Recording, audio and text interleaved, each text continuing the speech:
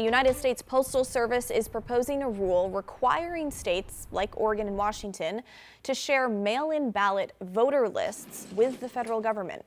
If states don't comply, the Postal Service would refuse to deliver mail-in ballots to voters. Libby Dowsett heard from Oregon leaders and you, the public, on a plan that could have major implications for the November election. Let's see what she found. The Postal Service says it is complying with an executive order signed by the president in March, but local leaders are fighting back, saying states are who should be running elections, not the federal government or the Postal Service.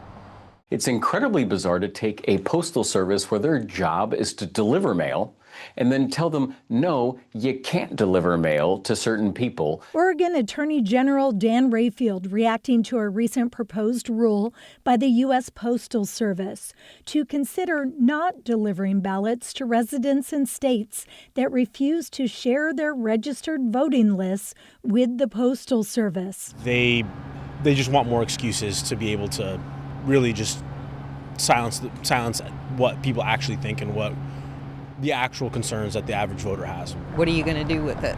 Find criminals or whatever? The strategy of the federal government, of the Trump government, again and again, is let's try to get this to the Supreme Court, which we have stacked. Governor Tina Kotek also reacting, telling KGW in a statement Wednesday in part, quote, "Every voter in Oregon and across the country has the right to a free, fair, and equal say in our democracy, and we must stand together to keep that promise."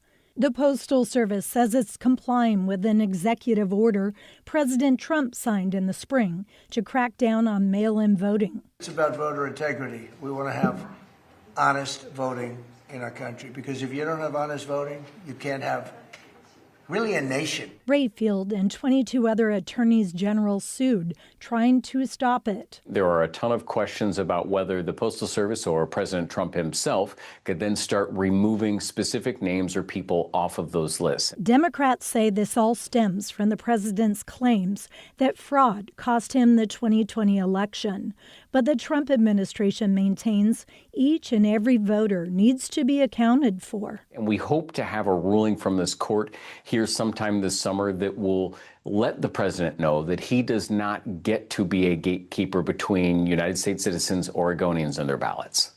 We talked to the head of the elections department here in Multnomah County, and he said they are just watching and waiting as this legal battle plays out. They said at this point, operations will go on as usual. In Southwest Portland, Libby Dowsett, KGW News.